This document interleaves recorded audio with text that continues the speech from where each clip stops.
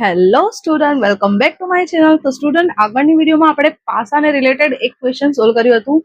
એક નહીં બે પ્રશ્ન સોલ્વ કર્યા હતા. જો તમે એ વિડીયો ન જોઈ હોય તો પહેલા જઈને પ્લેલિસ્ટમાં એ વિડીયો જોઈ લો. તો ચાલો સ્ટાર્ટ કરીએ. આજે આપણે એ જ ટોપિકને રિલેટેડ ક્વેશ્ચન સોલ્વ કરવા જઈ રહ્યા છે. તો ચાલો શું લખ્યું છે એ જોઈ લઈએ. બે પાસા ફેંકતા બંને પર રહેલી સંખ્યાનો સરવાળો ઓછામાં ઓછો 8 આવે તેની સંભાવના. તો સ્ટાર્ટિંગમાં તો પહેલા આપણે શું કરીએ છીએ, કુલ પરિણામો શોધીએ છીએ.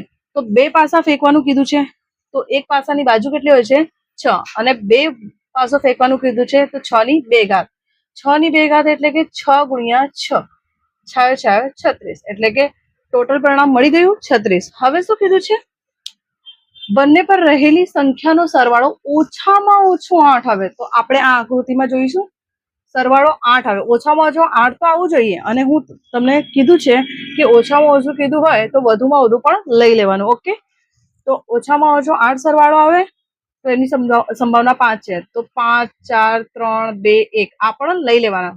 ઓકે, તો શું કરીશું, P of A is equal to ઓછામાં ઓછો 8 સરવાળો આવે એની સંભાવના 5, અને વધુમાં વધુ પણ લઈ લેવાનું. ઓકે, સમજાયું કે નહીં?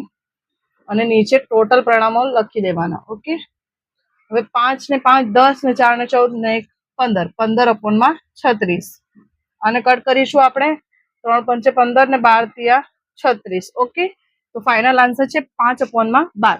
તો સ્ટુડન્ટ, સમજાયું કે નહીં? કેવી લાગી રહી છે વિડીયો? સમજાય છે કે નહીં? કમેન્ટ બોક્સમાં જણાવજો, અને વિડીયોને શેર કરો, લાઈક કરો, કમેન્ટ કરો, અને ચેનલને સબસ્ક્રાઇબ કરો. ઓકે, તો ફરી મળીશું. આ જ ટોપિકને રિલેટેડ બીજા ક્વેશ્ચન સોલ્વ કરીશું. ઓકે, તો બાય બાય.